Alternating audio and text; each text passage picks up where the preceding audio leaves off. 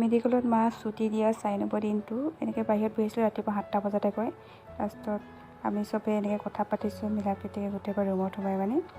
মানে আজি ছুটি দিব চব যাবগৈ লগতে আমাৰ গোটেই পেচেণ্টখিনি মানে 4জনী আছিল ন গোটেই 4জনী একেলগতে আমাৰ মানে ছুটি মানে এজনী আগতীয়াকৈ গ'ল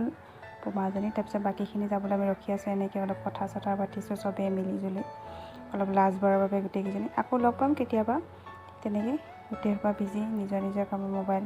কথা পতাত মই এনেকৈ ভিডিঅ' এটা কৰি থলোঁ এই ৰাজবাৰ মেডিকেলত খাইছে মাক তাত খাব দিছে ভাত এনেকৈ কথা পাতিছে চবেই আপাজনে আহিলে এইপিনে ছুটি দিব গৈছোঁ তথাপি আহি উপস্থিত হ'ল তেনেকৈ বহুতে খবৰ লৈছে সকলোকে ধন্যবাদ খবৰ লোৱাসকলৰ বাবে মা ইমান খবৰ লৈছে গোটেইবা আৰু ধন্যবাদ বহুতখিনি সাহস সকলোৱে দিলে আৰু এতিয়া ছুটিতে পাপা নিব আহিছে আমাক মামাজনে গাড়ী চব তেনেকৈ ওলাইছোঁ আৰু চব যাবলৈ তেনেকৈ আৰু মই দৰৱ লৈ যাম এনেকৈ মাহঁতক পঠিয়াই দিম মই দৰৱ লৈ যাম তেনেকৈ এতিয়া সকলো গৈছে আৰু ওচৰত থকা আমাৰ আৰু এজনী একেলগতে ভৰ্তি হৈছে আমি দুজনী তেখেতে আমাৰ লগতে যাব মানে এম্বুলেঞ্চ দিছিলে নেপালে লাষ্ট ফটো আমাৰ এনেকৈ মেডিকেলত সকলোৰে লগত যদি ভিডিঅ' চাই ভাল লাগে লাইক কমেণ্ট শ্বেয়াৰ আৰু সকলোকে ধন্যবাদ যে ইমানখিনি মোক সাহস বিশেষকৈ দিলে আপোনালোকে মই ফাৰ্ষ্ট টাইম এনেকৈ মাৰ